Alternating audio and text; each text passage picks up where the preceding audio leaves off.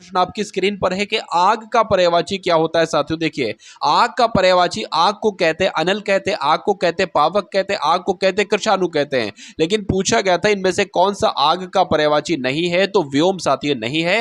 Answer आपका सी के साथ जाएगा। पोखर की अगर बात करें, पोखर आपका एक तद्भव शब्द है, तो पोखर का तत्सम शब्द क्या हो जाएगा, पुष्कर हो जाएगा। आंसर आपका ए के साथ।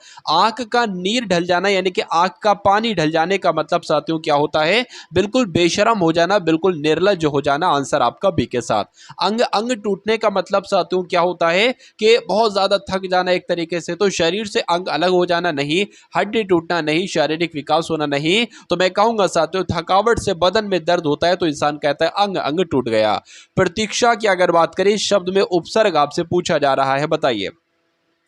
तो साथियों, प्रतीक्षा की अगर बात करें तो यहां पर क्या हो जाएगी, प्रति जो होगी ना साथियों, ये आपका उपसर्ग हो जाएगा एक तरीके से। उसके बाद देखिए कि निम्नलिखित में से कौन सा शब्द प्रभावी का विलोम नहीं है, बताइए। तो प्रभावी का विलोम अप्रभावी भी होगा, निष्प्रभावी भी होगा और प्रभाव शून्य भी होगा, लेकिन अप्रयुक्त नहीं होगा। नहीं होगा तो यही आपका राइट आंसर है।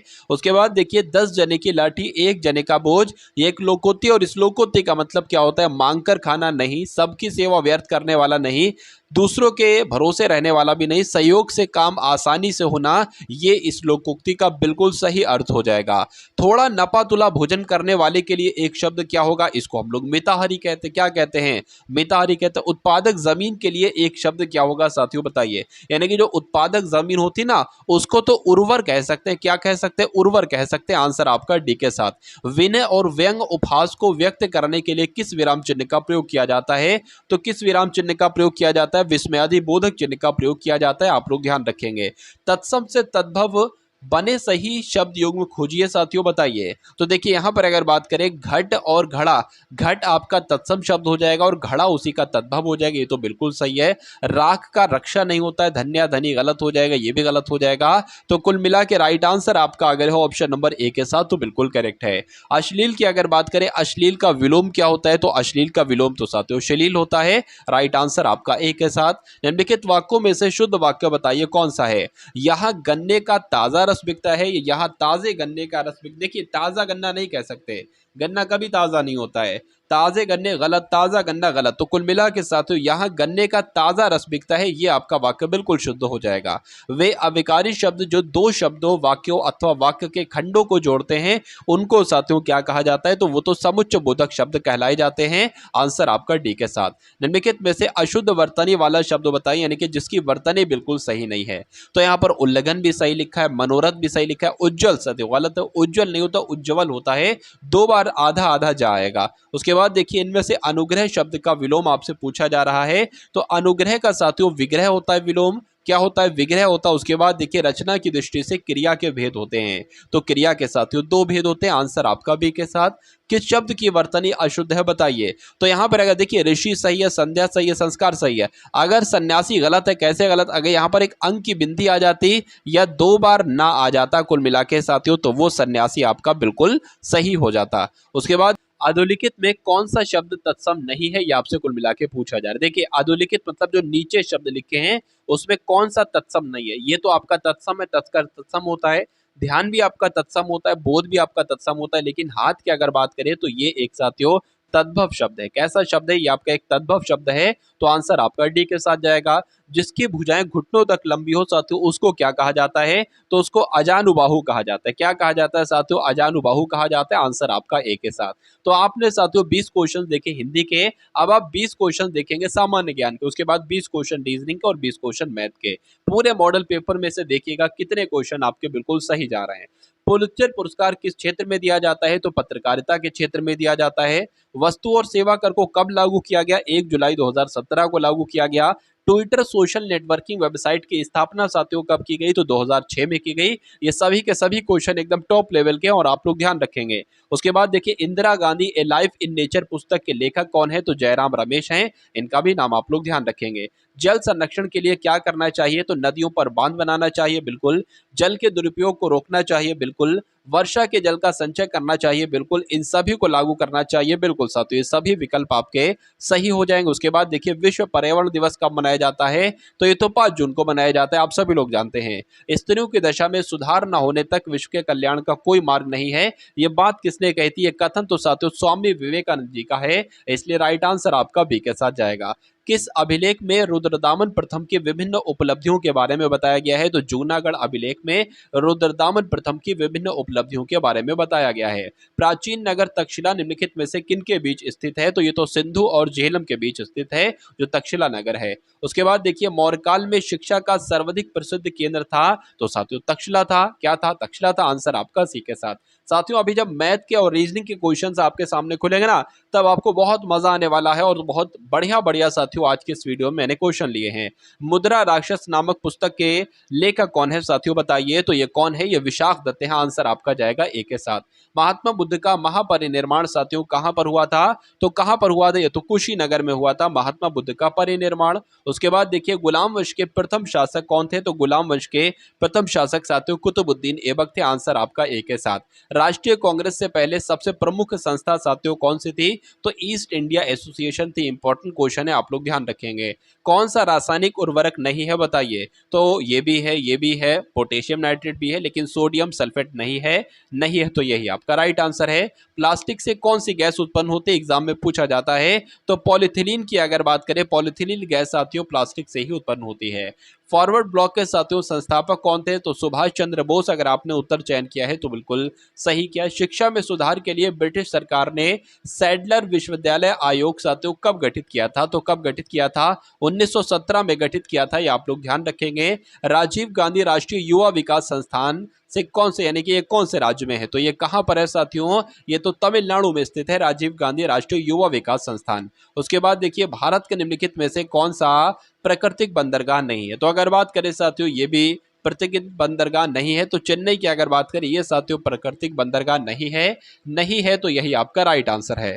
अब देखिए साथियों आपके सामने यहाँ पर रीजनिंग के और मैथ के साथियों क्वेश्चन शुरू हो चुके हैं। तो रीजनिंग का साथियों पहला सवाल आपकी स्क्रीन पर है। देखिए अगर आप साथियों वाकई एसएससी जीडी में एसएससी जीडी में साथियों सिलेक्शन लेना चाहते हैं, तो आपकी ट्रिक जो होना चाहिए वो क्या होना चाहिए? आपको ये मालूम होना चाहिए कि रीजनिंग में आपको पूरे नंबर लाना है। उसी प्रकार साथियों हिंदी में भी आपको पूरे नंबर लाना है। और जब हम बात करते हैं साथियों मैथ की, तो मैथ में भी आपको पूरे नंबर लाना है। यानी कि अगर इनमें से साथियों इनके अगर बात करें तो 60 क्वेश्चन आएंगे, और 60 क्वेश्चन में से कुछ नहीं अगर आप 55 भी कर देते हो साथियों, और ये समझ साथियों बढ़ते ही इस प्रश्न की तरफ कि वो आरेख आपको चुनना है जो शिक्षित लोगों, बेरोजगार लोगों और अध्यापकों के बीच साथियों सही संबंध का निरूपण करता है। देखिए मान लीजिए क्या हो जाएंगे? शिक्षित लोग हो जाएंगे। अब देखिए जो अध्यापक हैं वो शिक्षित लोगों के अंतर्गत ही आएंगे, तो कुछ ऐसा बनेगा। बेरोजगार लोगों की अगर बात करें तो साथियों मान सकते हैं कि कुछ बेरोजगार लोग जो होंगे, ये बेरोजगार लोग का है, ये कुछ बेरोजगार जो होंगे वो कुछ शिक्षित भी होते हैं, और कुछ शिक्षित भी होते हैं, और कुछ बेरोजगार होते हैं जो अनपढ़ होते हैं, नहीं शिक्षित होते हैं। तो कुल मिला के साथियों कुछ इस प्रकार का डायग्राम आपको कौन से ऑप्शन में नजर आ रहा है? ऐसा तो साथियों आपको ऑप्शन नंबर ए में नजर आ रहा है। ये तो मैंने पॉइंट रख दिया था। कुल मिला के ये जो देखिए छोटा सा है वो ये मैंने यहाँ पर बनाया है। तो आंसर अगर आपका ऑप्शन नंबर ए है तो बिल्कुल करेक्ट है। उसके बाद देखिए अगले नंबर का प्रश्न आपकी स्क्रीन पर है कि कथन आपके सामने लिखा हुआ है कि बाह्य स्रोतों से प्राप्त खुशी क्षणिक होती है, मतलब थोड़ी देर की होती है।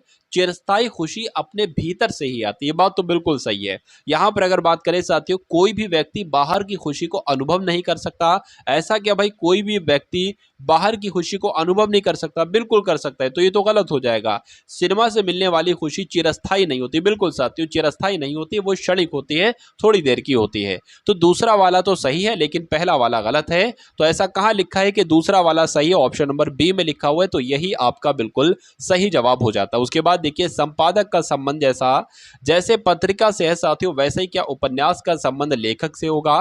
क्या कविता का संबंध कवि से होगा? कुर्सी का संबंध क्या बढ़ई से होगा? या निर्देशक का संबंध फिल्म से होगा? तो यहां पर साथियों अगर बात करें, देखिए जैसे संपादक पत्रिका का संबंध है साथियों, वैसे ही निर्देशक एक तरीके से फिल्म को तैयार करता है, संपादक पत्रिका को तैयार करता है।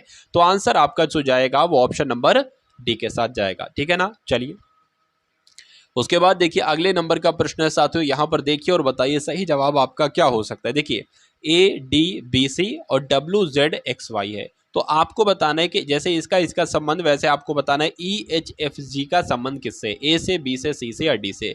अब यहाँ पर साथियों सबसे पहले आप अगर बात करें, देखिए ये 1 पर होता है, ये 4 पर होता है, ये 2 पर होता है, ये साथियों 3 पर होता है। उसी प्रकार ये आपका 23 पर होता है, ठीक है ना, ये आपका 26 पर होता है, और ये आपका साथियों एक तरीके से अगर बात करें 24 पर होता है, और ये आपका 25 पर होता है।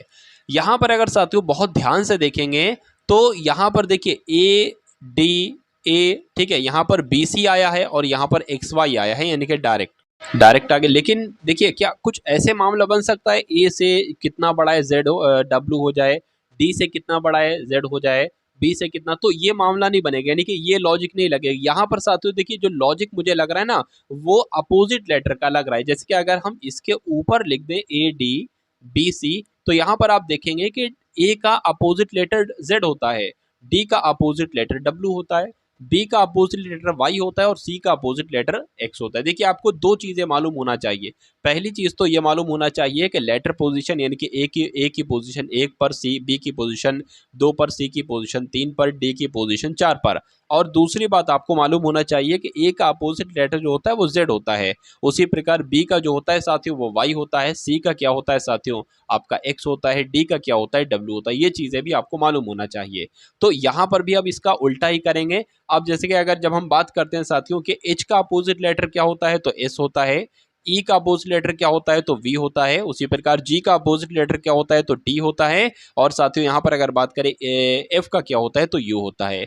तो यहाँ पर अगर बात करें SVTU कहाँ पर लिखा हुआ है, ये तो ऑप्शन नंबर ए में लिखा हुआ है, तो यही आपका बिल्कुल सही जवाब हो जाता है। चलिए उसके बाद देखिए कि एक का संबंध। साथियों मैंने यहाँ पर आपको बिल्कुल शून्य से उठाया है। कहाँ से उठाया है, मैंने आपको साथियों शून्य से उठाया है, और मैं आपको साथियों कहाँ पर पहुंचा दूंगा, बिल्कुल एक तरीके से अगर बात करते हैं ना, शून्य से उठा के साथियों शिखर तक आपको पहुंचा दूंगा। क्या शिखर तक आपको साथियों पहुंचा दूंगा। बिल्कुल बेसिक से तैयारी शुरू की है, और जिसने अभी तैयारी शुरू की है साथियों वो भी इस क्लास से अगर पढ़ेगा तो बहुत आसानी से एग्जाम को क्रैक कर डालेगा।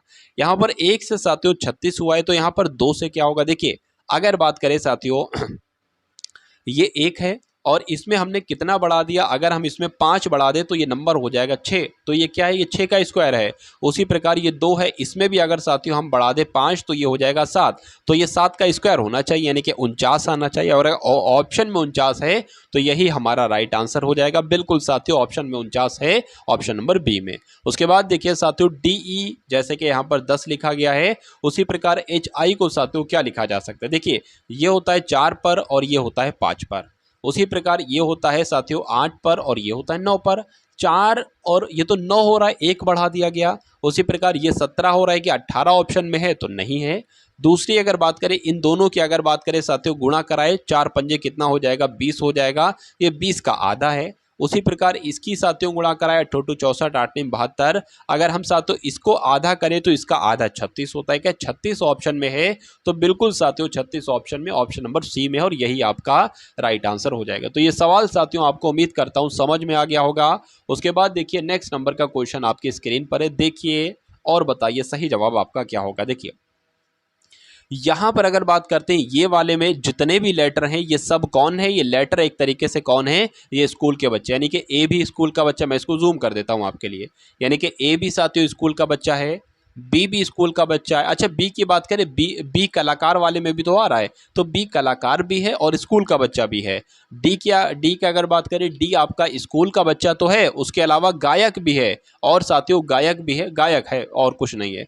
जी की अगर बात करें ये सिर्फ गायक है, और सी की अगर बात करते हैं तो एक कलाकार भी है, स्कूल का बच्चा भी है, गायक भी है। और एफ की बात करिए सिर्फ कलाकार है। तो अब देखिए साथियों सवाल आपसे क्या क्या यहाँ पर पूछा जा रहा है, देखेंगे और बताएंगे साथियों सही जवाब आपका क्या होगा। चलिए सवाल आपसे साथियों जो किया गया है वो ये किया गया है कि आरेख में विद्यार्थी, कलाकार, गायक दिखाए गए। बिल्कुल आरेख का अध्ययन कीजिए और उस क्षेत्र की पहचान कीजिए जो उन विद्यार्थियों को दर्शाता है। क्या साथियों, उन विद्यार्थियों का मतलब क्या है, विद्यार्थियों का मतलब स्कूल के बच्चे हैं, जो उन स्कूल के बच्चों को दर्शाता है जो सिर्फ कलाकार हैं परंतु गायक नहीं है।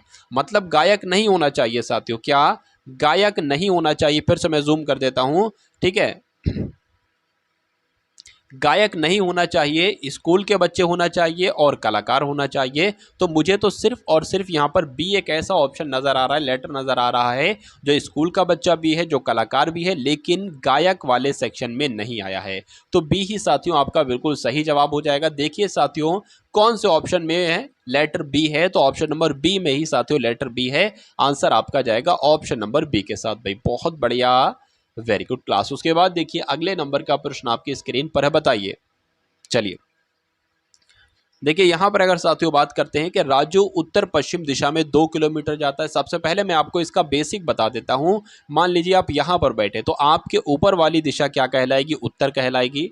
इधर वाली दिशा साथियों आपकी पूर्व कहलाएगी, और ये वाली दिशा क्या कहलाएगी साथियों, दक्षिण कहलाएगी। और ये वाली दिशा क्या कहलाएगी साथियों, पश्चिम कहलाएगी। ये बात आपको मालूम होना है। अगर आपसे कहा जाए उत्तर पश्चिम की तरफ चलिए तो आपको इस तरफ चलना है। अगर आपसे कहा जाए दक्षिण पश्चिम की तरफ चलिए तो आपको इस तरफ चलना है। पहली बात। दूसरी बात आप लोग ध्यान रखेंगे, आपका जो सीधा हाथ होता है ना साथियों, सीधा हाथ, यही आपका साथियों दायां हाथ होता है।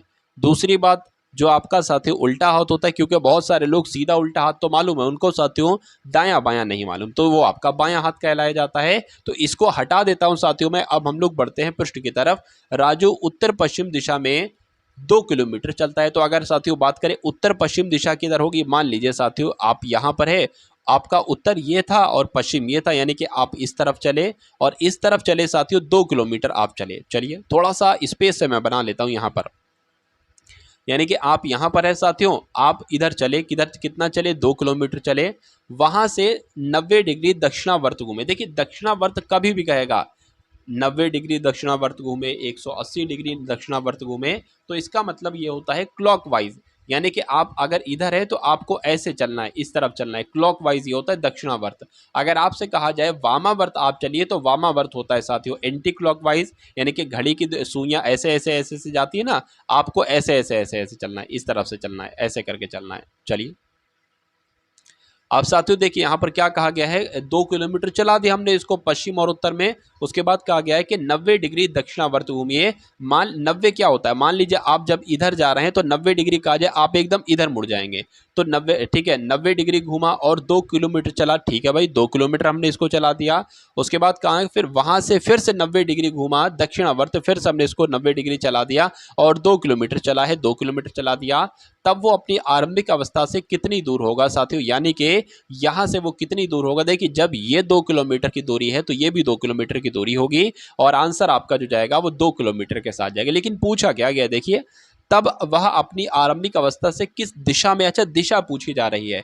आरंभिक अवस्था उसकी ये थी और अभी वो है यहां पर, यानी कि अगर इधर से देखोगे तो ये कौन सी दिशा कहलाएगी, तो ये तो साथियों मैंने आपको बताया था पूर्व दिशा होती है, और ये आपकी उत्तर दिशा होती है, और ये बीच का आपसे साथियों कुल मिला के पूछा जा रहा है। तो ये कौन सी, उत्तर पूर्व साथियों आपका राइट आंसर हो जाएगा, जो कि आपका ऑप्शन नंबर बी में है। भाई बहुत बढ़िया, वेरी गुड क्लास। उसके बाद देखिए अगला प्रश्न आपकी स्क्रीन पर है। यहां पर अगर बात करें, कथन आपके सामने है। कथन में कहा जा रहा है कि क्या फिल्मों पर पूरी तरह से प्रतिबंध लगा देना चाहिए, क्या फिल्मों पर पूरी तरह से प्रतिबंध लगा देना चाहिए। तो एक कह रहे हैं कि हाँ भैया ये हमारे सांस्कृतिक नैतिक मूल्य को नष्ट कर रही है। देखिए ऐसा नहीं है, एक दो फिल्मों को अगर छोड़ के बाकी को देखा जाए तो फिल्में नैतिक सामाजिक नैतिक मूल्यों को नष्ट नहीं कर रही, तो ये गलत हो जाएगा।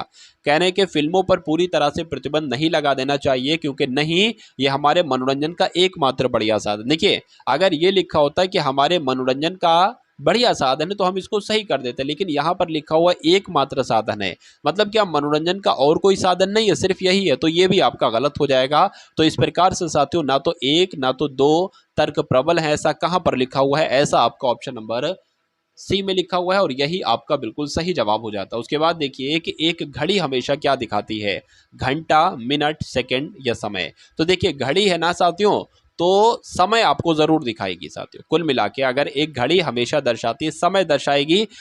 एक पंक्ति में बैठे एक पैनल के 6 सदस्य, यानी कि एक पंक्ति में साथियों 6 सदस्य बैठे हैं, तो सबसे पहले एक काम कीजिए, एक पंक्ति बना लीजिए और 6 लोगों के बैठने की जगह बना लीजिए। तो 1 2 3 4 5 और ये आपके 6 हो जाते हैं साथियों।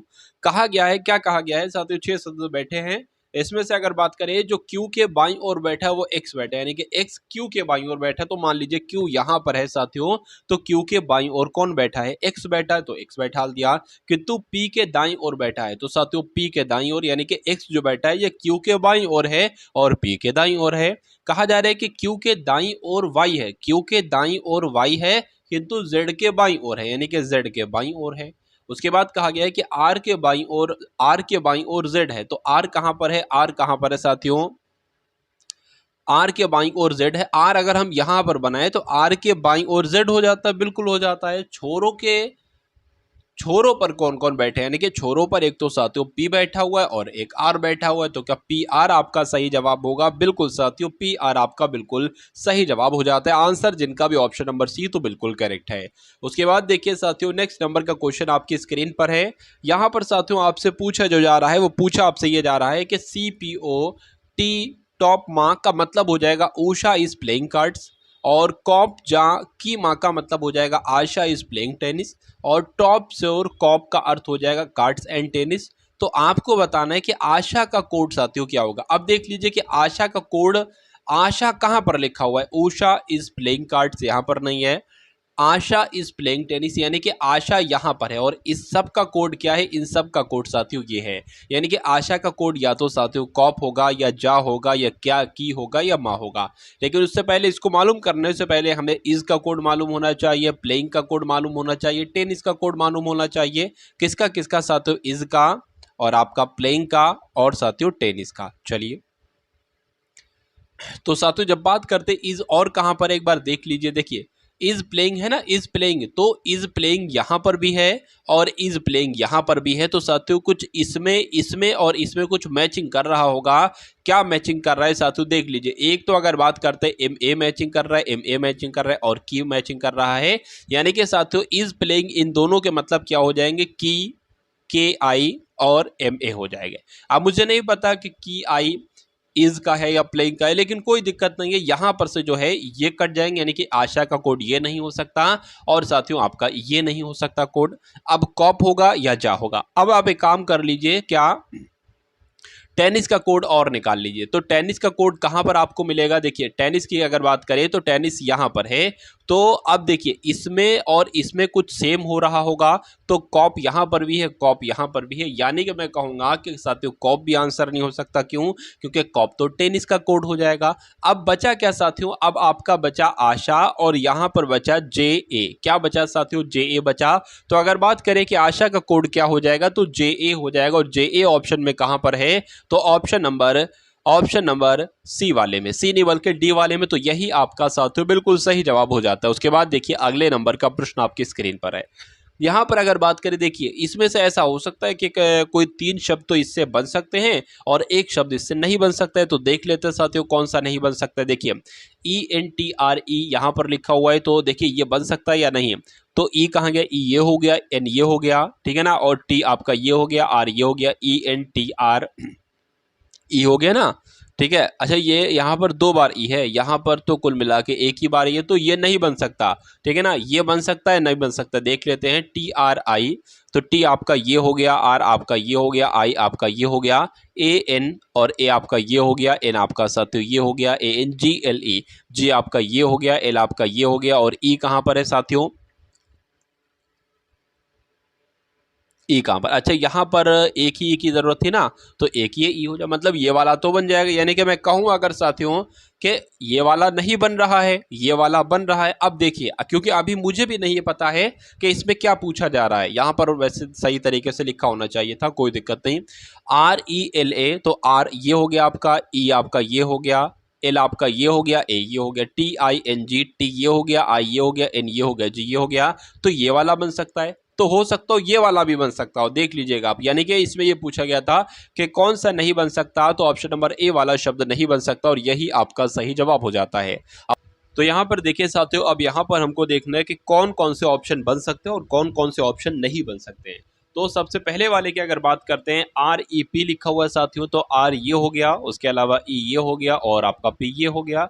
उसके बाद लिखा है RES लिखा हुआ है, तो आर साथियों ये हो गया, उसके बाद ई आपका ये हो गया और एस किधर गया, एस किधर गया साथियों, एस एस एस यहाँ पर नहीं है, तो मैं कह सकता हूँ ये वाला नहीं बन सकता है। तो पहला वाला साथियों नहीं बन सकता, ठीक है। दूसरा वाला देखते हैं एक बार कि आर ई पी लिखा हुआ है साथियों, तो आर ई पी कहा गया, आर ये हो गया, ई ये हो गया साथियों, और पी आपका ये हो गया। चलिए उसके बाद आर ओ, फिर से आर आ गया, फिर से आर ओ आ गया, और ओ आ गया साथियों। उसके अलावा ए सी एच आ गया, ए ये हो गया, सी एच आपका ये हो गया, यानी कि ये वाला बन सकता है। इस वाले को देखिए साथियों, पी एच ए एन, तो पी कहाँ पर क्या आपका, पी आपका ये है, और उसके अलावा साथियों एच आपका ये है, ए आपका ये है, और एन किधर गया, एन आपका ये है, और टी ओ एम, टी ये हो गया, ओ ये हो गया, एम किधर गया, एम आपका ये हो गया।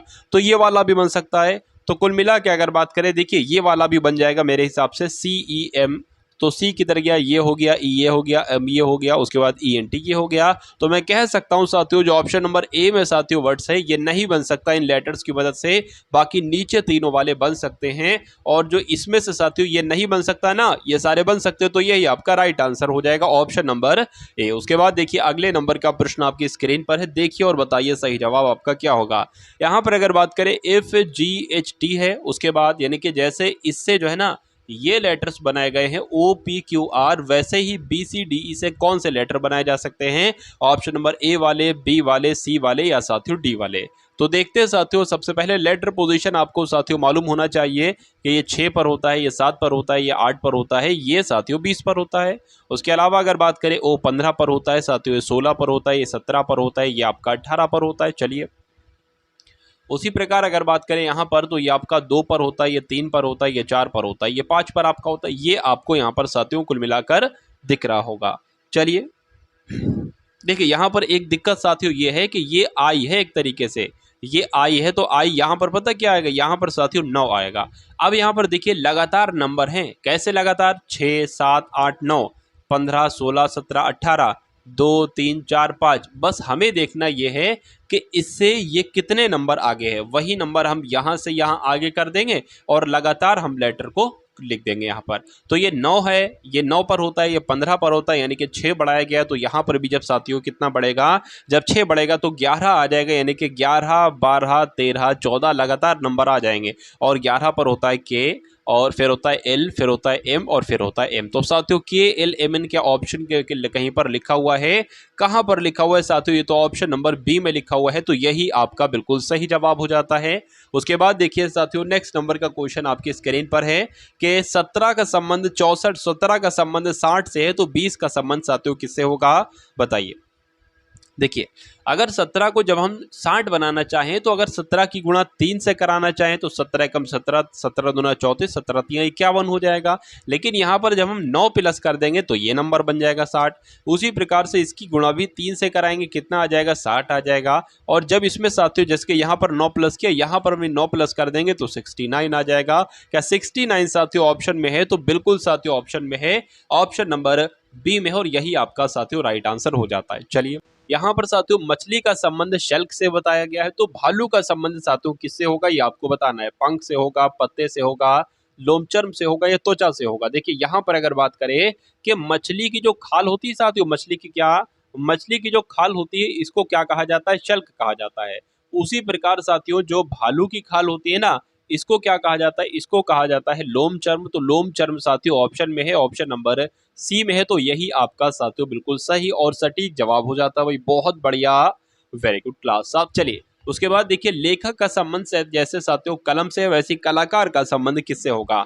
तो लेखक जो इस्तेमाल करता है वो कलम इस्तेमाल करता है। अगर कोई कलाकार की अगर बात करें तो वो साथियों क्या इस्तेमाल करेगा, मैं कहूंगा साथियों कैनवस का इस्तेमाल करेगा। वो आंसर आपका सी के साथ जाएगा। चलिए देखिए और बताइए सही जवाब आपका क्या होगा। यहाँ पर साथियों कुछ लेटर्स आपको नजर आ रहे हैं, इन लेटर्स की मदद से अगर ये लेटर्स बनाए जा सकते हैं तो इन लेटर्स की मदद से ये लेटर बनाए जा सकते हैं साथियों। कौन से बनाए जा सकते हैं, ए वाले, बी वाले, सी वाले, ऑप्शन नंबर डी वाले। तो देखिए साथियों यहाँ पर अगर आप थोड़ा सा इस पर और इस पर नजर दौड़ाओगे ना, तो आपको ये दिखेगा कि जो यहाँ पर लेटर्स हैं वही लेटर्स यहाँ पर हैं। मुझे ऐसा लग रहा है साथियों कि जो इन है और यू है, देखिए इन जो पहला वाला था ना वो सबसे अंत में भेज दिया, जो दूसरा वाला था ना वो सबसे पहले लिख दिया, उसके बाद जो तीसरे नंबर का था ना वो सेकंड लास्ट कर दिया, और ये वाला था ना जब वो साथियों यहाँ पर ले आए, और जो ये लिखा हुआ ना उसमें भी ऐसे करके लिख दिया गया। तो साथियों शुरू से एक बार हम लोग देखते हैं और कैसे क्या हुआ है वो हम एक बार हम लोग यहाँ पर बतला देते हैं। यहाँ पर साथियों लेटर्स एक बार लिख देते हैं कितने लेटर्स हैं। देखिए जो सबसे पहले है ना वो सबसे अंत में भेजा गया है, तो जो सबसे पहले है ना वो सबसे अंत में हो जाएगा। चलिए उसके बाद साथियों जो दूसरे नंबर पर है ना वो पहले नंबर पर यहाँ पर कर दिया गया है, तो जो दूसरे नंबर पर है वो सबसे पहले आ जाएगा। उसके बाद जो तीसरे नंबर पर है ना वो सेकंड लास्ट पे आया है साथियों, जो तीसरे नंबर पर है वो सेकंड लास्ट पर आया, यानी कि यहाँ पर आ जाएगा। चलिए उसके बाद ये जो ई चौथे नंबर पर है ना, ई कहाँ पर आया है, ई की अगर बात करते हैं साथियों दूसरे नंबर पर आ गया है। ठीक है, तो जो चौथे नंबर पर यहाँ पर होगा, ठीक है, वो साथियों यहाँ पर आ जाएगा। अब चौथा नंबर भी निपट गया ये। अब आर और ए और एल की बारी है साथियों। देखिए आर कहाँ पर भेज दिया, मतलब अच्छा आर जहाँ पर है वहीं पर ही है। ठीक है, आर जहाँ पर है तो आर साथियों वहीं पर ही है। ठीक है ना। उसके बाद देखिए सर ये सबसे अंत में ए एल लिखा हुआ है, तो ये ए एल यहाँ पर आ गया, मतलब जो सबसे अंत में लिखा होगा आर ए वो तीसरे और चौथे नंबर पर आएगा। तो साथियों आर ए ये तीसरे चौथे पर आ गया। अब साथियों देखिए एल ई आर ए, तो एल ई आर ए कहाँ पर लिखा हुआ है साथियों। अच्छा अब इसमें क्या बचा है, इसमें कौन सा लेटर एक बचा है साथियों, तो यहाँ पर बी बचा है ना, ये वाला बी, तो ये बी यहाँ पर आ जाएगा। तो कुल मिला के साथियों अब देखिए एल ई आर ए कहाँ लिखा हुआ है, L E R A, L E R A. उसके बाद साथियों क्या आ जाएगा, बी आ जाएगा, बी वाला हो जाएगा बी और जी, यानी कि आंसर आपका जो जाएगा वो ऑप्शन नंबर डी के साथ जाएगा। ठीक है ना। चलिए उसके बाद देखिए अगले नंबर का प्रश्न आपकी स्क्रीन पर है, देखिए और बताइए सही जवाब आपका क्या होगा। कि लड़कियों की एक पंक्ति में कमला बाईं ओर से नमी है, तो जो जो कहा जा रहा है वो कर लीजिए साथियों। ठीक है, बाईं ओर से नमी है तो बायां से इधर ही है, यानी कि बाईं ओर से नमी है। क्या नाम है, कमला नाम है साथियों, तो कमला नाम लिख दिया। और नमे नंबर पर है तो नमा नंबर लिख दिया। और वीणा दाईं ओर से 16वीं है, तो और वीणा की अगर बात करें साथियों, वीणा की जब हम बात करते हैं तो वीणा साथियों दाईं ओर से 16वीं है। यदि वे अपने स्थानों की अदल बदल कर ले, देखिए क्वेश्चन आपके एग्जाम में ये आता ही आता है साथियों SSCGD के, बस ये लड़कियों के नाम चेंज कर दिए जाते हैं और ये जो नंबर लिखे ये चेंज कर दिए जाते हैं। ठीक है ना। तो कमला साथियों बाईं ओर से नमी है, वीणा दाईं ओर से 16वीं है। अगर दोनों के स्थान अदल बदल कर दिए जाते हैं तो कमला बाईं ओर से 25वीं हो जाती है। मतलब देखिए कमला यहाँ पर है, अब कमला साथियों यहाँ पर आ जाती है, 25वीं हो जाती है, 25वीं एक तरीके से। पूछा क्या जा रहा है कुल कितनी लड़कियां, देखिए अब अगर बात करें साथियों कमला इधर से क्या हो गई 25वीं हो गई, और यहाँ पर कितने लोग थे 16 लोग थे, यानी कि साथियों इधर कितने लोग हैं, इधर टोटल 15 लोग ही तो आप बचे हैं साथियों, 15 लोग यहाँ तक। ठीक है ना। तो 25 ये हो गए, 15 ये हो गए साथियों, 16वां थोड़ी नहीं, ये तो 16वें नंबर का है, वीणा 16वें नंबर की है। और अब यहाँ तक आ गया कुल मिला के, तो 25 और 15 कितने हो गए साथियों 40 हो गए। तो कुल कितनी लड़कियां हैं साथियों 40 लड़कियां हैं। आंसर आपका जाएगा ऑप्शन नंबर सी के साथ। भाई बहुत बढ़िया, वेरी गुड क्लास। तो साथियों 60 क्वेश्चंस तक आपने देखे, 41 से 60 क्वेश्चंस तक आपके सामने रीजनिंग के क्वेश्चंस खुले। अब आप देखेंगे साथियों मैथ के क्वेश्चंस। मैथ के क्वेश्चंस थोड़े अच्छे लेवल के हैं, बढ़िया क्वेश्चन है। तो साथियों ये एक्सपेक्टेड क्वेश्चन है आपके SSCGD के लिए, तो आपके एग्जाम में ये साथियों पूछे जा सकते हैं। तो अगर बात करें मैथ का पहला प्रश्न आपकी स्क्रीन पर है कि एक पंसारी ने 5 लगातार महीनों में कितने इतने रुपए, पहले महीने में इतने, दूसरे महीने में इतने रुपए, तीसरे महीने में इतने, चौथे महीने में इतने, पांचवें महीने में इतने रुपए की बिक्री की। ठीक है ना। छठे महीने में, अच्छा यहाँ पर 5 महीनों का रिकॉर्ड दे रखा है, 5 महीनों का दे रखा है ना, कह रहे हैं कि छठे महीने में उसे कितनी बिक्री करनी चाहिए कि उसकी औसत बिक्री जो है ना वो 6500 हो जाए। तो कुल मिला के छठे महीने की बिक्री आपको साथियों बताना है, औसत यहाँ पर दे रखा है। आपने वो एक सूत्र जरूर पढ़ा होगा साथियों। देखिए अगर बात करते हैं यहाँ पर क्या आ जाएगा, यहाँ पर साथियों 6 महीने की क्या आ जाएगी, 6 महीने की एक तरीके से क्या आ जाएगी, यहाँ पर बिक्री आ जाएगी, और यहाँ पर 6 महीने आ जाएंगे, और यहाँ पर 6 महीनों की जो बिक्री का औसत है वो आ जाएगा, यानी कि यहाँ पर 6500 आ जाएंगे। तो कुल मिला के अगर बात करें साथियों 6 महीनों की क्या, 6 महीनों की, 6 महीनों की बिक्री का औसत, 6 महीनों की बिक्री का औसत नहीं बल्कि योगफल की जब हम बात करते हैं साथियों, तो योगफल पता क्या आएगा, इसकी इससे गुणा होगी वही योगफल आ जाएगा। यानी कि 65 की गुणा 600 से करो, 6 से करो सॉरी, 65 की गुणा 6 से करेंगे तो 6 पंजे 30 हो जाएगा, 6 चंग 36, और साथियों आपका 39 हो जाएगा। 2 जीरो लगे, 2 जीरो लगा दो, यानी कि 39,000 की साथियों इन्होंने बिक्री करी। चलिए कोई दिक्कत नहीं है। अब आपको ये मालूम पड़ गया साथियों, देखिए क्या, आपके पास 5 महीनों की बिक्री का योगफल है। अरे भाई इनको जोड़ दोगे तो योगफल निकल आएगा 5 महीनों की बिक्री, और आपके पास 6 महीने की बिक्री का योगफल है। तो अगर इन 5 महीनों की बिक्री का योगफल अगर इसमें से माइनस कर देते हैं तो उसमें से साथियों जो बचेगा ना वो छठे महीने की ही बिक्री होगी। तो कुल मिला के 39,000 आप लोग ध्यान रखेंगे, ये क्या है, ये कुल मिला के 6 महीनों की बिक्री का एक तरीके से योगफल है। अब इसको जोड़ लो, अब बस इतना करना है।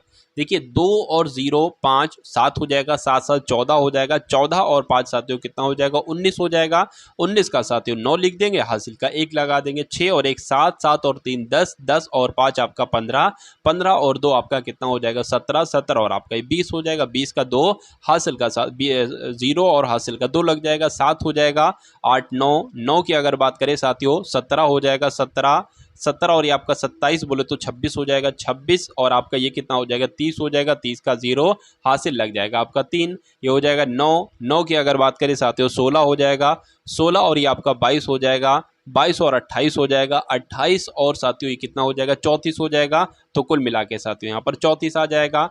तो अब की अगर साथियों बात करते हैं, देखिए ये है साथियों 34,009 आपका क्या आया है, 34,009 साथियों आपका जो आया है वो एक तरीके से क्या आया है, वो 5 महीने की बिक्री का योगफल है और ऊपर उसके 6 महीने की बिक्री का योगफल है। तो अब इसको अगर माइनस कर देते हैं तो हमें छठे महीने की बिक्री मालूम पड़ जाएगी कितनी है। अब यहाँ पर साथियों 0 है, 0 में से 9 जा नहीं सकता इसलिए एक दहाई लेंगे तो 10 हो जाएगा, 10 में से 9 जाएगा, 1 बचेगा। उसके बाद साथियों यहाँ पर अगर बात करें 9 बचेगा, फिर यहाँ पर भी 9 बचेगा और फिर साथियों यहाँ पर कितना हो जाएगा एक तरीके से 38 हो जाएगा और 38 में से 34 जाएगा साथियों तो 4 बचेगा, यानी कि 4991 साथियों छठे महीने की आपकी बिक्री आएगी। और ये कौन से ऑप्शन में है, ऑप्शन नंबर ए वाले में है, यही आपका बिल्कुल सही और सटीक जवाब हो जाता है। एक त्रिभुज के 3 कोणों का संभावित मान क्या हो सकता है साथियों, बताइए। देखिए यहाँ पर अगर साथियों बात करते हैं तो एक त्रिभुज के तीनों कोणों का योगफल जो होता है वो 180 डिग्री होता है। कितना होता है, 180 डिग्री होता है।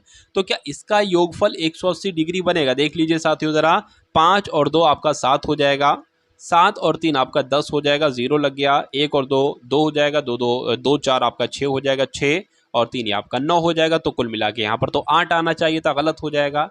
इसकी अगर इसकी अगर साथियों बात करते हैं क्या ये हो पाएगी, ये भी 190 ही बन रहा है शायद। इसकी अगर बात करें ये भी नहीं हो पाएगा। इसकी अगर बात करें देखिए 5 और 6 आपका 11, 11 और 7 आपका 18 हो जाएगा। तो कुल मिला के इसका योगफल कितना बन रहा है, 180 डिग्री बन रहा है। और जिसका भी 180 डिग्री बनता है योगफल वो त्रिभुज के तीनों कोणों का एक तरीके से संभावित मान हो जाता है।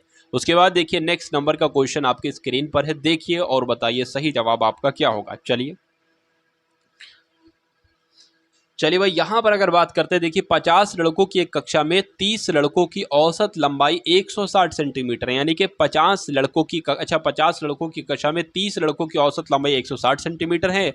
यदि शेष लड़कों की औसत लंबाई 165 सेंटीमीटर है तो पूरी कक्षा की औसत लंबाई कितनी होगी। 50 लड़के हैं टोटल मिलाकर, 30 लड़कों की जब बात की गई है तो 30 लड़कों की साथियों 30 लड़कों की जो औसत लंबाई आई है वो कितनी आई है, 160 आई है, ठीक है ना। 16 3 48 होता है, यानी कि 48 और 2 0 अगर बात करते हैं साथियों यहाँ पर तो 30 लड़कों की जो कुल मिलाकर लंबाई निकलेगी वो 4800 निकलेगी 30 लड़कों की। अब बचे 20 लड़के, कितने, अरे भाई 50 लड़के थे कहा गया ना प्रश्न में, तो 20 लड़कों की यानी कि शेष लड़कों की जो औसत लंबाई है वो 165 है, वो 165 है। तो 165 की 2 से जब साथियों गुणा कराएंगे तो देख लेते हैं कितना आता है,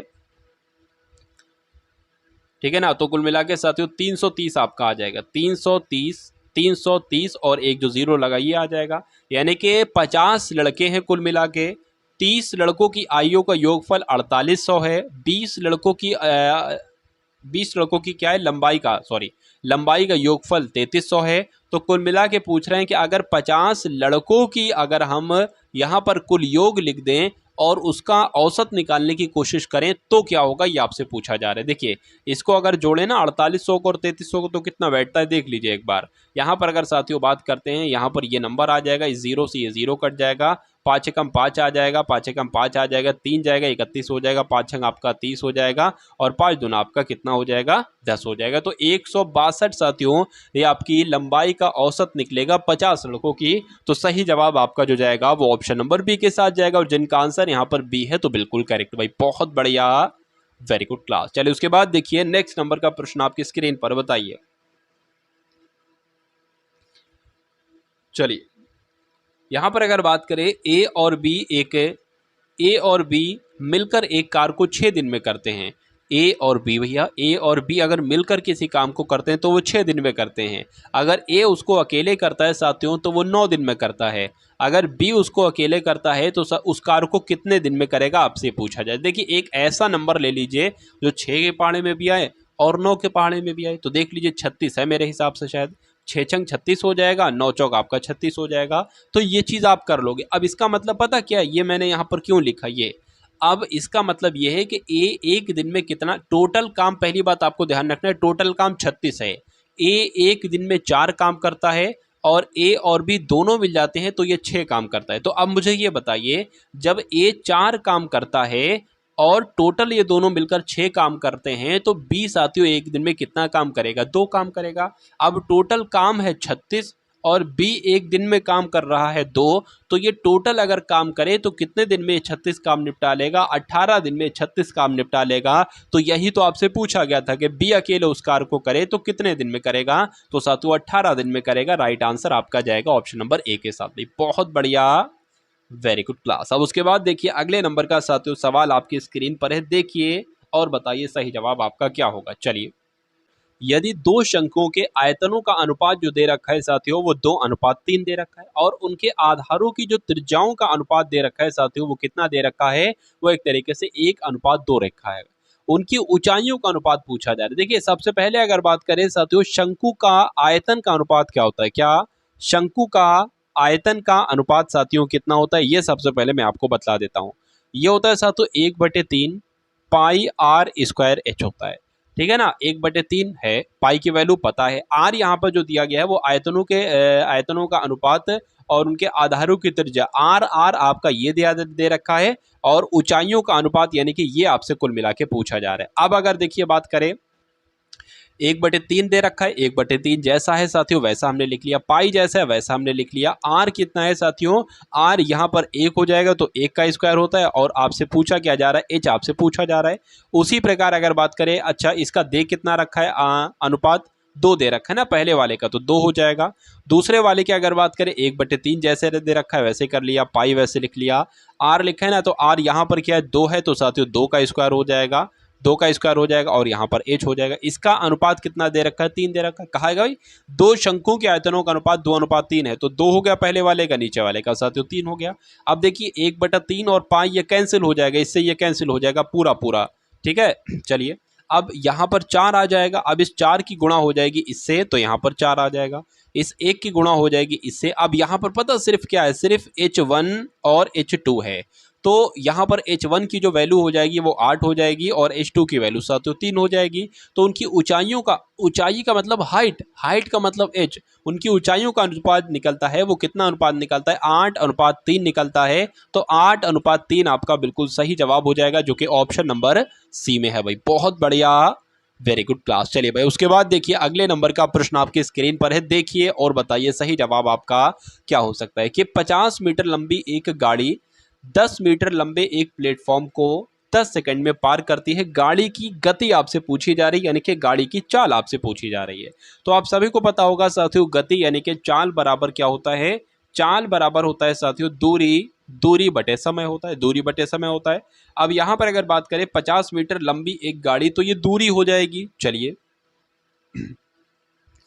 और अच्छा दूरी पता कभी भी अगर प्रश्न में साथियों ट्रेन की लंबाई आ जाए और प्लेटफॉर्म की लंबाई आ जाए तो दूरी पता क्या होती है, प्लेटफॉर्म प्लस ट्रेन की लंबाई होती है। तो ये तो ट्रेन की लंबाई हो गई प्लस ये साथियों प्लेटफॉर्म की लंबाई हो गई, तो ये कुल मिला के दूरी हो गई। और समय कितना साथियों दे रखा है, समय आपका 10 सेकंड का दे रखा है, यानी कि कितना हो जाएगा 150 बटे 10 हो जाएगा।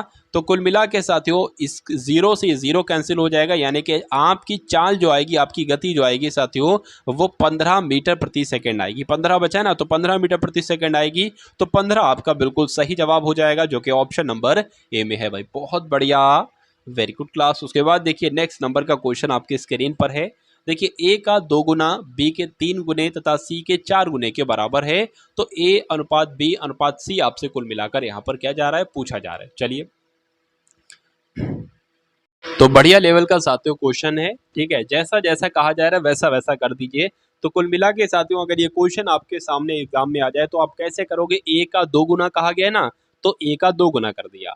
उसके बाद साथियों बी का 3 गुना कहा गया है तो बी का अगर 3 गुना कर दिया, और सी का 4 गुना कहा गया है तो सी का साथियों 4 गुना कर दिया, ठीक है ना। इसके बराबर है तो ए अनुपात बी अनुपात सी बराबर क्या हो जाएगा, देखिए इसकी अगर बात करें तो ये तो अलग अलग निकल आएगा सर, तो ए अनुपात बी अनुपात सी, और यहाँ पर जो आएगा ना वो 2 लिखा है ना तो 1/2 हो जाएगा। जैसे जैसे मैं आपको बतला रहा हूँ वैसे वैसे आपको करना है। ये 1/3 हो जाएगा और ये साथियों क्या हो जाएगा 1/4 हो जाएगा। अब इन जो नीचे वाले नंबर है ना 2 है 3 है 4 है, इनका एलसीएम आपको ज्ञात करना है। इनका इनका साथियों क्या आपको ज्ञात करना है, इनका एलसीएम आपको ज्ञात करना है। कैसे एलसीएम ज्ञात करेंगे देख लीजिए साथियों, क्या हो जाएगा 2 से कट करेंगे तो 2 एकम 2, 3 नहीं कट करेंगे ऐसे लिख दिया जाएगा। 2 से कट करेंगे साथियों 4 को तो 2 दूना 4 हो जाएगा। यहाँ पर साथियों 2 आ जाएगा, ठीक है ना, तो 2 एकम 2 हो जाएगा। अब यहाँ पर 3 आ जाएगा तो सब साथियों कट जाएंगे। कुल मिला के 2 दूना 4, 4 दूना, ठीक है, 4 तियां 12, तो कुल मिला के 12 इसका जो एलसीएम निकलेगा वो आप कहाँ पर इसके गुणा में लिखेंगे, इसके भी साथियों गुणा में लिखेंगे और इसके भी साथियों गुणा में निकलेंगे। यानी कि अब जो आंसर आएगा वो डायरेक्ट आंसर आ जाएगा। इससे अगर इसको कट करें तो 6 आ जाएगा, यानी कि ए की जो वैल्यू आएगी वो 6 आएगी। चलिए उसके बाद इसको अगर 12 से कट करें तो 3 चौक 12, यानी कि 4 जो आएगा वो बी हो जाएगा, और इसको इससे कट करेंगे 3 आ जाएगा, वो साथियों क्या हो जाएगा वो सी हो जाएगा। यानी कि ए अनुपात बी अनुपात सी की जो वैल्यू पूछी गई थी वो 6 अनुपात 4 अनुपात 3 है, ठीक है ना। देखिए जैसे शुरू में कहा गया कि ए का 2 गुना बी का 3 गुना, वैसे हमने कर लिया। उसके बाद हमने ए अनुपात बी अनुपात सी अलग कर लिया। ये जो लिखा है ना 2, तो इसको 1/2 कर लिया, इसको 1/3 कर लिया, इसको 1/4 कर लिया। अब नीचे वाले नंबर का एलसीएम ज्ञात कर लिया, 2 का 3 का 4 का, तो साथियों क्या आया 12 आया, और 12 की सम में से गुणा कर दी तो हमारे पास ए अनुपात बी अनुपात सी हमें मिल चुका है। उसके बाद देखिए नेक्स्ट नंबर का क्वेश्चन आपके स्क्रीन पर है, देखिए और बताइए साथियों सही जवाब आपका क्या हो सकता है, बताइए। देखिए अगर बात करें 5 वर्ष पहले की, यहाँ पर बात की गई है कि ए बी सी और डी की औसत आयु 45 वर्ष थी। यानी कि साथियों यहाँ पर कितने लोग हैं, यहाँ पर एक तरीके से 4 लोग हैं, ए बी सी और डी 4 लोग हैं। ये 4 लोगों की जो औसत आयु बताई गई है वो कितनी बताई गई है, वो 45 बताई गई है। तो अगर मैं आपसे ये कहूँ कि ये तो 5 वर्ष पहले की आयु है, यानी कि ए की आयु जो इसमें है वो 5 वर्ष पहले की है, इसमें भी 5 वर्ष पहले की, इसमें भी 5 वर्ष पहले की, इसमें भी 5 वर्ष पहले की है, यानी कि कुल मिला के 20 कम आ रहा है। पहले तो ये निकाल लीजिए कि 5 वर्ष पहले ही इनकी आयु का योग क्या होगा। तो 45 चौक कितने होते हैं साथियों 180 होते हैं, तो ये 180 आ गया। अब यहाँ पर देखिए ये जो 5 वर्ष पहले की आयु निकली है सबकी, तो अब 5 इसमें बढ़ेगा। वर्तमान अगर आपको आयु निकालना है तो 5 वर्ष इसमें बढ़ाइए, 5 वर्ष इसमें बढ़ाइए, 5 वर्ष इसमें बढ़ाइए, यानी कि टोटल 20 अगर आप बढ़ाएंगे तो आपको जो आयु ज्ञात होगी 200, ये साथियों इन 4 लोगों की वर्तमान आयु कहलाई जाएगी, ठीक है ना। उसके बाद कहा गया कि अब उनमें ई को भी सम्मिलित कर दिया जाए, यानी कि अब इसमें एक कैंडिडेट और बढ़ जाता है साथियों, और अब कितने लोग हो जाते हैं, अब हो जाते हैं 4 की जगह 5 लोग हो जाते हैं। तो अब इन 5 लोगों की जो औसत आयु निकल रही है वो 49 निकल रही है। क्या इन 5 लोगों की जो औसत आयु निकल रही है वो 49 निकल रही है। अगर मैं कहूं कि 49 औसत है, 5 लोग हैं, तो 5 लोगों की कुल मिला के आयु कितनी होगी, तो 5 की 49 की 5 से गुणा करा लीजिए, 9 पंजे 45 आपका हो जाएगा, 4 लग जाएगा, 5 चौक 20 हो जाएगा, 24 हो जाएगा। यानी कि साथियों 5 लोगों की जो आयु का योग आ रहा है वो 245 आ रहा है, ठीक है ना। और 4 लोगों की जो वर्तमान समय का औसत नहीं, मतलब कुल मिला के योग जो आ रहा है वो 245 आ रहा है, और 4 लोगों की आयु का जो योग आ रहा है वो 200 आ रहा है। तो एक लोग जो इसमें एक्स्ट्रा है उसकी आयु कितनी होगी, उसकी आयु साथियों 45 होगी। तो सही मिला के यानी कि कुल मिला के आपका आंसर जो जाएगा वो ऑप्शन नंबर सी के साथ जाएगा, 45 के साथ साथियों जिनका जिनका यहाँ पर आंसर है तो बिल्कुल करेक्ट भाई, बहुत बढ़िया, वेरी गुड क्लास। अब उसके बाद देखिए नेक्स्ट नंबर का क्वेश्चन आपकी स्क्रीन पर है, देखिए और बताइए सही जवाब आपका क्या हो सकता है, बताइए। देखिए यहाँ पर अगर बात करें साथियों, एक थैले में 3 प्रकार के सिक्के हैं। थैले में 1 रुपए के भी सिक्के हैं, 50 पैसे वाले भी सिक्के हैं, 25 पैसे वाले भी सिक्के हैं। यानी कि अगर 1 रुपए के सिक्के अगर 3 सिक्के होंगे तो 50 पैसे के वाले सिक्के 8 होंगे और 25 पैसे वाले के सिक्के 20 होंगे। ये इनका अनुपात दे रखा है। उनका कुल योग अगर कितना है 372 है, तो सिक्कों की कुल संख्या क्या है ये कुल मिला के आपसे पूछी जा रही है। चलिए कोई दिक्कत नहीं है साथियों, कर लेंगे बहुत आराम से। देखिए कभी भी साथियों ये ऐसा क्वेश्चन आ जाए तो जो ये जो अनुपात लिखा है ना, इस अनुपात को एक बार लिख लो सबसे पहले, यानी कि 3x 8x 20x। अब यहाँ पर पता नीचे क्या लिखो, नीचे साथियों देखिए 1 रुपया लिखा हुआ है, तो 1 रुपये में 1 रुपये के कितने हिस्से होंगे, 1 होंगे ना, तो यहाँ पर 1 आ जाएगा, प्लस लगा लीजिए। यहाँ पर 50 पैसे, 1 रुपये में 50 पैसे के कितने हिस्से होंगे, 2 होंगे ना, तो यहाँ पर 2 आ जाएगा, प्लस लगा लीजिए। इसकी बात करें 1 रुपये में 25 पैसे के कितने होंगे, 4 हिस्से होंगे, तो ये 4 लिख लीजिए। और अब इन सभी का योग जो यहाँ पर दिया गया है, यानी कि उनका कुल मूल्य जो दिया गया वो 372 दिया गया है, तो यहाँ पर 372 आ जाएगा। अब देखिए, अब साथियों आपको क्या करना है, अगर अच्छा यहाँ पर भी तो एक तरीके से क्या आ जाएगा, x आएगा ना, x आ जाएगा। 4 एकम 4, 4 पंजे आपका 20 हो जाएगी, यानी कि ये 5x हो गया। 2 एकम 2, 2 चौक आपका 8 हो गया, यानी कि साथियों ये 4x हो गया। तो अब देखिए 3x 4x 7x, 7x और 5x 12x, यानी कि 12x बराबर कितना है साथियों, 372 है। तो अगर मैं कहूँ साथियों x का मान निकालने की कोशिश अगर मैं करूँ तो इसको कैसे निकालूंगा, 12 तियां आपका 36 हो जाएगा, 12 तियां साथियों कितना हो जाएगा, 36 हो जाएगा, और 12 एकम 12 हो जाएगा, यानी कि x का जो मान निकला है वो साथियों कितना निकला है, वो एक तरीके से 31 निकला है। अब सिक्कों की कुल संख्या आपसे पूछी गई थी ना, अरे भाई सिक्कों की कुल संख्या ऐसे ही तो निकालोगे कि 3 सिक्के इसके थे तो 8 सिक्के इसके थे, 20 सिक्के इसके थे, इस प्रकार से। तो कुल मिला के 20 और 8 28 हो जाएगा, 28 और 3 आपका 31 हो जाएगा, यानी कि x बराबर 31 है, और 31 कुल मिला के सिक्कों की एक तरीके से वो है, तो 31 की गुणा 31 से जब आप कर दोगे तो आपको सिक्कों की कुल संख्या मालूम पड़ जाएगी। तो अब साथियों हमें बस 31 और 31 की यहाँ पर गुणा कराना है और आपका आंसर आपके सामने आ जाएगा। तो 31 हो जाएगा साथियों, यहाँ पर अगर बात करें, यहाँ पर क्या हो जाएगा, 3 एकम 3, 3 3 आपका 9 हो जाएगा, 1 हो जाएगा, 6 हो जाएगा, 9 हो जाएगा, यानी कि 961 साथियों आपके इस प्रश्न का बिल्कुल सही जवाब हो जाता है।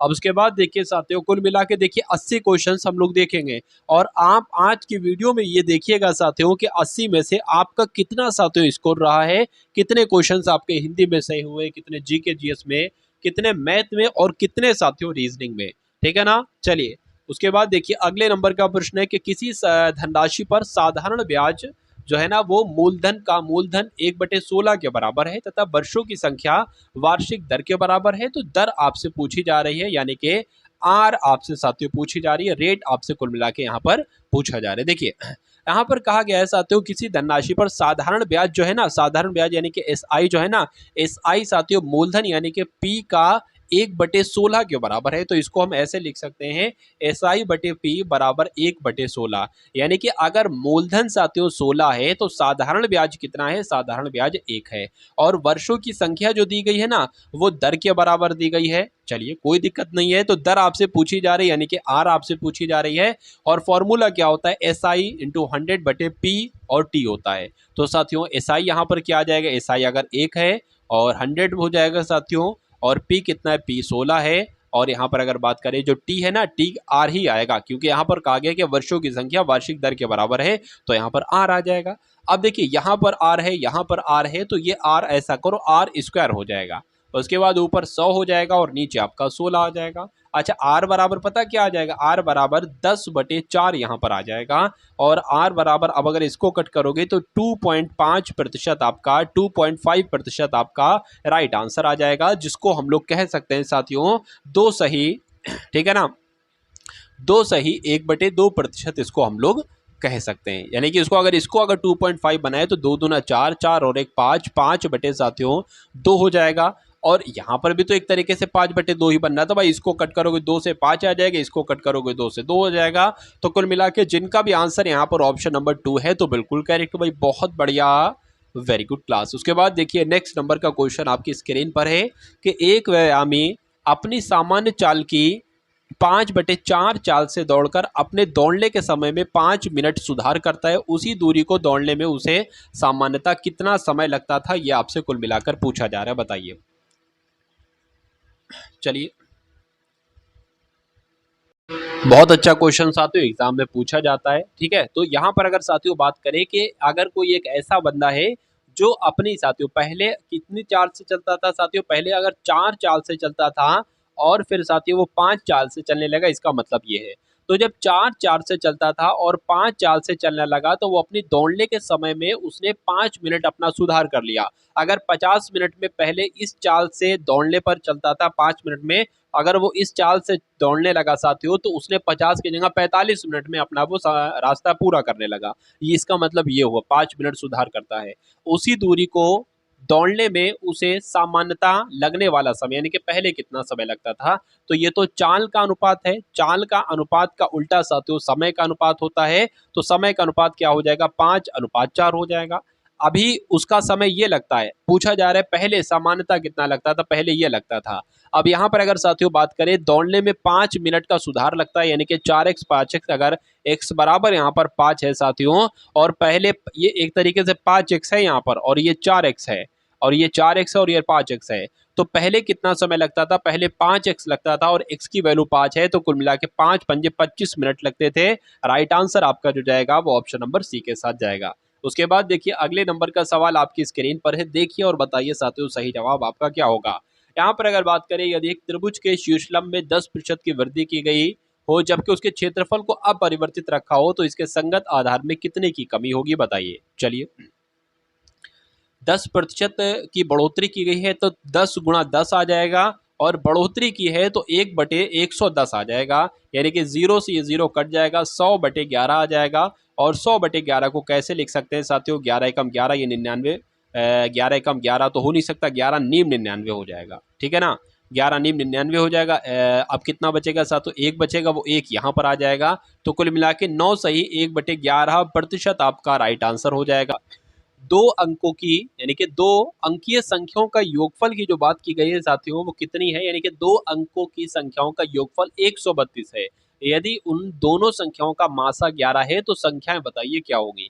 संख्याएं 55-77 होंगी, 44-88 होंगी, 33-99 होंगी या 22-110 होंगी। देखिए अगर साथियों मान लेते हैं संख्याएं वो 55 और 77 है तो क्या 55 और 77 को योगफल करेंगे क्या 132 बनेगा। देख लीजिए साथियों 132 बन रहा है क्या, तो यहाँ पर 2 आ जाएगा, यहाँ पर साथियों 13 आ जाएगा, बिल्कुल 132 बन रहा है। लेकिन क्या इनका मासा 111 होगा साथियों, ये भी एक बार देख लीजिए। क्या महत्तम समापवर्तक क्या 11 होगा, 11 से कट करेंगे 11 पंजे 55 हो जाएगा, 11 सत्ते 77 हो जाएगा। मासा में एक्स्ट्रा नहीं कट करते, अगर यहाँ पर 10 होता ना तो 5 ले लेते, बाकी अब एक अलग नंबर नहीं लेंगे, ठीक है ना। लासा कहा जाता तो इसको हम 5 और उसके बाद 7 से कट कर सकते थे। तो ये तो दोनों कंडीशन बिल्कुल साथियों सही हो रही, इसलिए वो दो ऐसे संख्याएं 55 और 77 हैं जिनका अगर योगफल करोगे तो 132 आएगा और अगर इनका मासा निकालोगे तो 11 आएगा। बाकी बी से नहीं आएगा, सी से नहीं आएगा और डी से भी नहीं आएगा। उसके बाद देखिए अगले नंबर का प्रश्न आपकी स्क्रीन पर है, देखिए बताइए राइट आंसर क्या होगा बताइए। 10 वर्ष पहले सचिन की आयु अरुण की आयु से 2 गुनी थी। यदि 10 वर्ष बाद सचिन की आयु 40 वर्ष हो जाती है तो अरुण की वर्तमान आयु क्या है। देखिए 10 वर्ष पहले की बात चल रही है, सचिन की आयु और अरुण की आयु, सचिन की आयु जो है ना वो अरुण की आयु से 2 गुनी है, तो अगर इसकी 2x आयु है तो इसकी x है। अच्छा ये 10 साल पहले की आयु है, वर्तमान समय की अगर आयु की बात करें तो वर्तमान समय की आयु इसकी ये बनेगी 2x प्लस 10 और x प्लस 10, ठीक है ना। ये x होगी अरुण की आयु, किसकी है सचिन की आयु है, तो 10-10 प्लस कर दिया यानी कि वर्तमान की आयु बन जाती है। उसके बाद कहा गया कि यदि 10 वर्ष बाद सचिन की आयु 40 हो जाती है। अच्छा सचिन कहाँ, सचिन ये है, सचिन ये है, 10 वर्ष बाद अगर किसकी कितनी हो जाती, 40 हो जाती है। ये तो वर्तमान है, अगर हम इसमें 10 वर्ष और जोड़ दें जैसा कि इसमें कहा गया है कि 10 वर्ष बाद सचिन की आयु कितनी हो जाती है, 40 हो जाती है, तो साथियों इसको एक बार कैलकुलेट करा लो और x का मान निकाल लो। जब x का मान निकल आएगा तो अरुण की आयु आपको बहुत आराम से मालूम पड़ जाएगी। तो 2x प्लस 20 क्या, 2x प्लस 20 बराबर क्या है साथियों 40 है।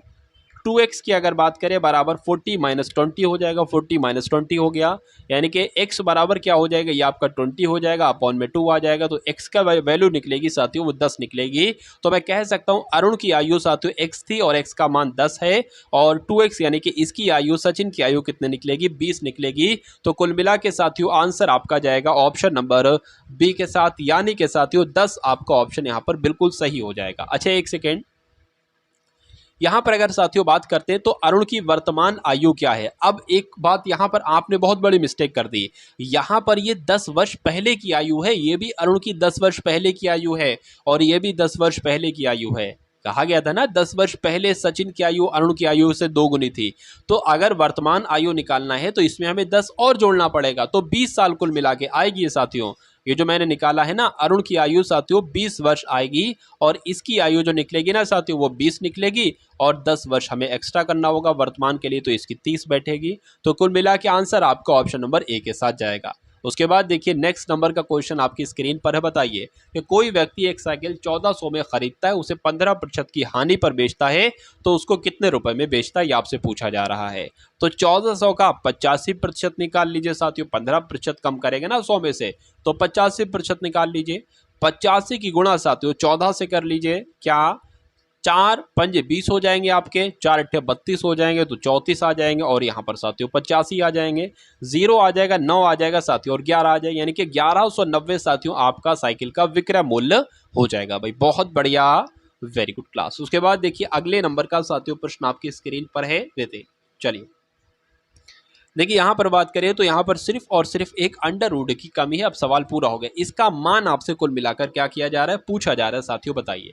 चलिए देखिए यहाँ पर अगर साथियों बात करते हैं तो ये किसका आपको स्क्वायर लग रहा है, ये 21 का स्क्वायर लग रहा है। यानी कि साथियों अगर अगर साथियों यहाँ पर बात करें साथियों, देखिए तो इसको करने का साथियों आसान तरीका क्या है। देखिए अब यहाँ पर अगर साथियों बात करते हैं, इसको हम कुछ इस प्रकार से साथियों लिख सकते हैं। क्या इसको हम कुछ इस प्रकार से लिख सकते हैं या नहीं लिख सकते, बिल्कुल लिख सकते हैं, ठीक है ना, बिल्कुल लिख सकते हैं साथियों। यहाँ पर 3 नंबर के बाद पॉइंट है, 3 नंबर के बाद पॉइंट है, तो जब 1 हो गई है ना तो 6 नंबर के बाद पॉइंट आ जाएगा और बिल्कुल साथियों 6 नंबर के बाद ही पॉइंट है। तो साथियों एक यहाँ पर ये वाला .021 बाहर आ जाएगा और यही आपका साथियों राइट आंसर हो जाएगा। और ऐसा कौन से ऑप्शन में है, ऐसा है ऑप्शन नंबर सी में। उसके बाद देखिए अगले नंबर का प्रश्न है साथियों, देखिए और बताइए सही जवाब आपका क्या होगा। यानी कि 0.111 बराबर 1/9 है, तो 0.444 बराबर क्या होगा। देखिए ये 444 मतलब उसके बाद भी है, तो अगर हम इसमें से 4 साथियों क्या करते हैं कॉमन ले लेते हैं और यहाँ पर क्या हो जाएगा साथियों 0.111 और ऐसे करके कुल मिला के हो जाएगा। अच्छा यहाँ पर इसकी वैल्यू आपको दे रखी है 111 की वैल्यू 1/9 है, तो 4 गुणा 1/9 आ जाएगा, यानी कि यहाँ पर 4/9 आ जाएगा। तो कुल मिला के 4/9 ही आपका क्या राइट आंसर होगा साथियों। तो बिल्कुल 4/9 ही आपका यहाँ पर राइट आंसर हो जाएगा। भाई बहुत बढ़िया, वेरी गुड क्लास। किसी संख्या के वर्ग का 3/5 जो है ना, वो 3/5 कितना है, 3/5 जो है वो कितना है 126.15 है। ये अलग है 126.15 और 3/5 अलग है, तो वो संख्या क्या होगी। तो इसको साथियों सॉल्यूशन करके आप आंसर मुझे बताइएगा, तो इस क्वेश्चन का राइट आंसर क्या होगा। दोस्तों ये वीडियो आप लोगों को कैसे लगी कमेंट बॉक्स में ज़रूर बताएं।